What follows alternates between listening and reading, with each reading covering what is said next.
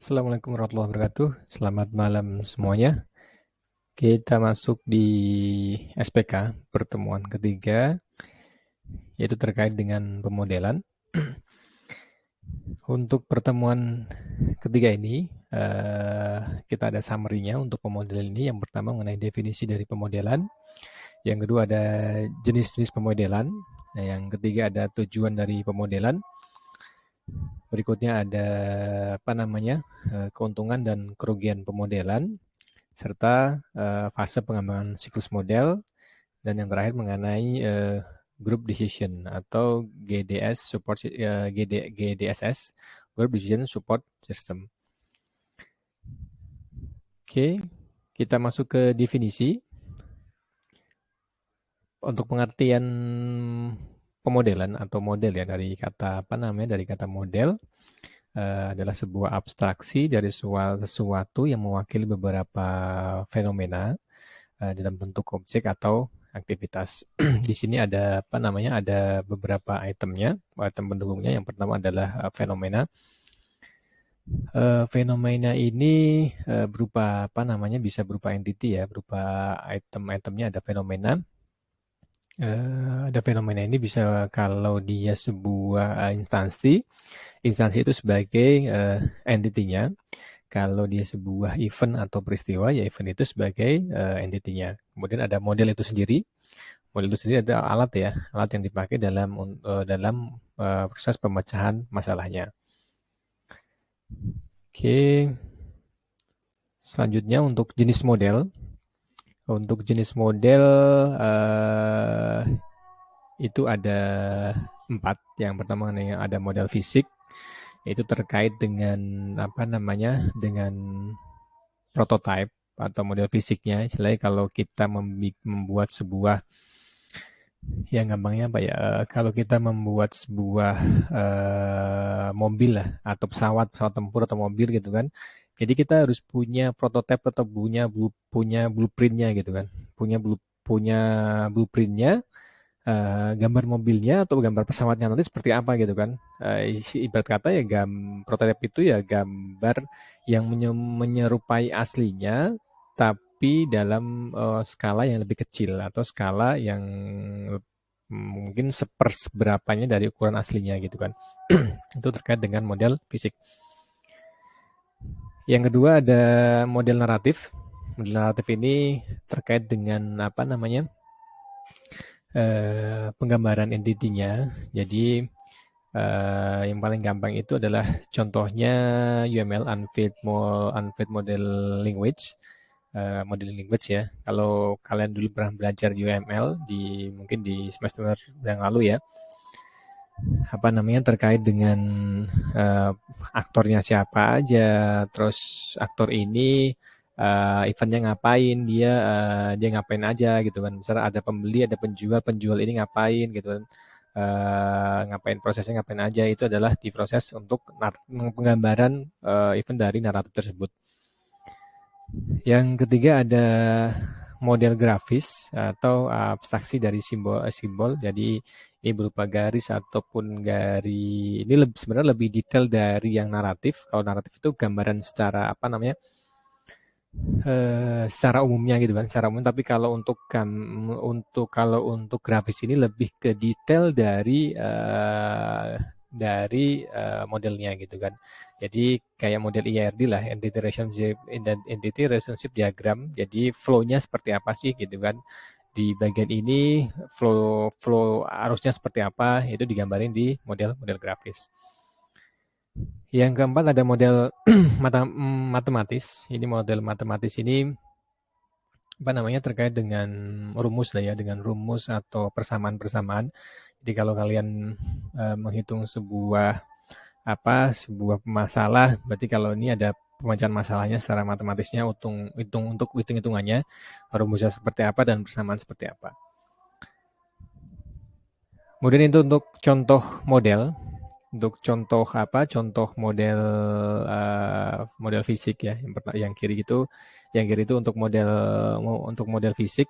Jadi kayak yang saya tadi jelasin terkait dengan dengan dengan prototipe dari gambar aslinya, yaitu untuk pesawat atau mobil, misal mobil Tesla gitu kan.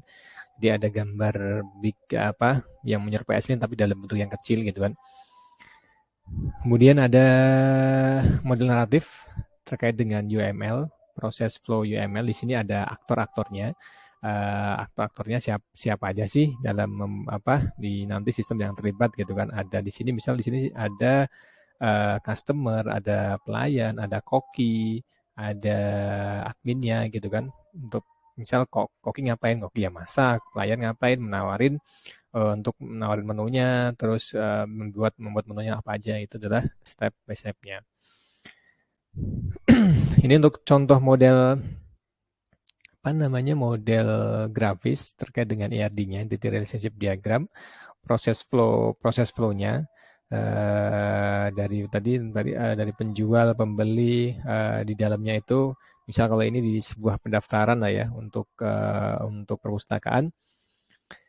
Pendaftar ini ngapain aja sih? Yang mengisi formulir. Kalau dia udah ada pernah ngisi formulir, dicek dulu apakah formulir benar apa enggak. Kalau nggak salah, balik lagi untuk ngisi formulir lagi. Kalau udah ngisi, kemudian dicek lagi ke sistemnya, didaftarin. Itu adalah proses untuk model grafisnya. Kemudian untuk model matematis, ini terkait dengan rumus ya, dan persamaan-persamaan. Oke, ini dari tujuan pemodelan. Tujuan pemodelan itu yang pasti mengapa kita butuh model gitu kan. Kalau yang paling gampang lagi ya terkait desainer lah ya. Desainer kalau nggak punya model, yang paling gampang adalah punya model gitu kan, baju. Kita membuat sebuah ukuran baju gitu kan, ukuran baju yang sekian-sekian.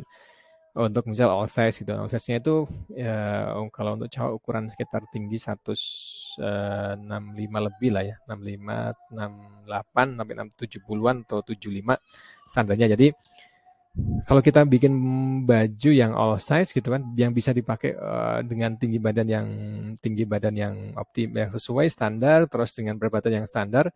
Kalau kita punya model, nanti bajunya seperti ini bagus nih gitu kan. Yang pasti memudahkan dalam pemahaman. Nanti ininya sekian, panjangnya sekian. Jadi kita lebih mudah untuk memahaminya. Kemudian untuk meramalkan sesuatu yang sebagai bentuk prediksi. Jadi nanti kalau kayak tadi fashion model gitu kan, ya kita dengan ukuran baju sekian, nanti kalau tingginya sekian, oke, ini masih bagus nih, masih muat, masih dipakai, masih oke gitu kan. Itu adalah salah satu prediksi dari suatu bentuk meramalkan sebagai bentuk prediksi. Kalau pemodelan, menjadikan pemodelan sebagai pengalaman belajar dengan alasan dan banyak pemuncukan sesuatu yang baru mengenai sistem fisik dan dapat dipelajari. Jadi pengalaman belajar ya, sebagai sebagai untuk pengalaman belajar dengan berbagai pertimbangan gitu kan. Jadi kalau kita banyak model nih, semakin kita banyak model, banyak prototype, jadi kita akan menambah wawasan kita. Saya dulu pernah mengembangin proyek seperti ini dengan model seperti ini, hasilnya seperti ini gitu kan. Itu adalah pengalaman belajar.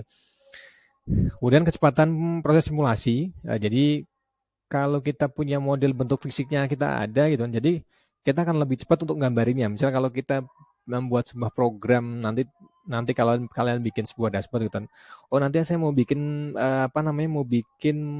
dashboard seperti ini gitu kan. Jadi ada gambaran-gambaran, jadi mempercepat kita proses dalam membuat simulasi gitu kan. Nanti codingannya seperti ini, nanti datanya seperti ini. Itulah salah satu bentuk simulasinya. Kemudian memberikan daya atau peramalan forecasting, mampu memandang rencana secara jauh ke depan yang tidak dapat dilakukan oleh metode produksi informasi yang lain. Jadi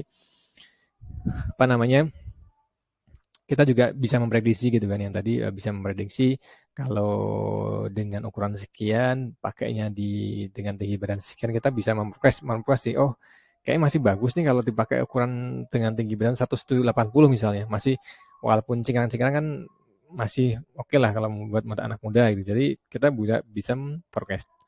Kemudian dengan model membutuhkan biaya yang lebih murah.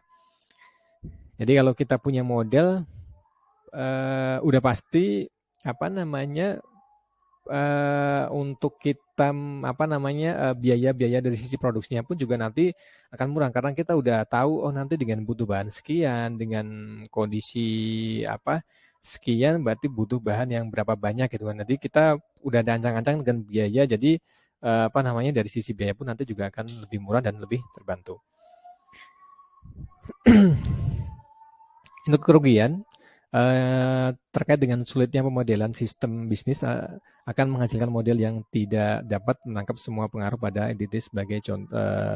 Jadi tidak semua model yang kita bikin itu untuk menangkap semua apa namanya semua mengcover semuanya gitu kan. Pasti ada yang loss juga gitu kan. Ya hampir semuanya lah. Misalnya kalau kita bikin sebuah sistem, pasti pun sistemnya pun juga nggak akan sempurna. Pasti ada perbaikan-perbaikan atau change request yang biar sistem itu bisa berjalan dengan baik. Dibutuhkan keterampilan matematis yang tinggi untuk mengembangkan model yang lebih kompleks secara pribadi. Ini dibutuhkan juga untuk menerjemahkan output secara tepat. Jadi kita harus tahu juga cara hitungan matematisnya seperti apa. Jadi itu yang agak sulit sih. Istilahnya hitung-hitungannya itu terlalu banyak, mungkin terlalu rumit. Jadi prosesnya juga semakin panjang. Ini fase pengembangan siklus model ya terkait dengan pertama ada fase penentuan masalah, yang kedua ada fase pengembangan model, yang ketiga ada fase pengambilan keputusan. Jadi pas fase-fase awal ini kita fase penentuan masalah ya kita nyari data komunikasi sana komunikasi sini terus kita coba formulasikan apa yang harus kita pakai untuk model ini gitu kan. Kemudian kita build model kita untuk udah ketahuan nih modelnya seperti ini. Kemudian kita mulai mengembangkan model gitu kan. Kita mulai mendesain, kita mulai mengimplementasi. Ini fase-fase pengembangan model. Setelah fase ini jadi kemudian kita pengambilan masalah. Oh ini kita udah modelnya seperti ini dengan kondisi seperti ini. Itu adalah fase-fase dalam pengambilan keputusan masalah.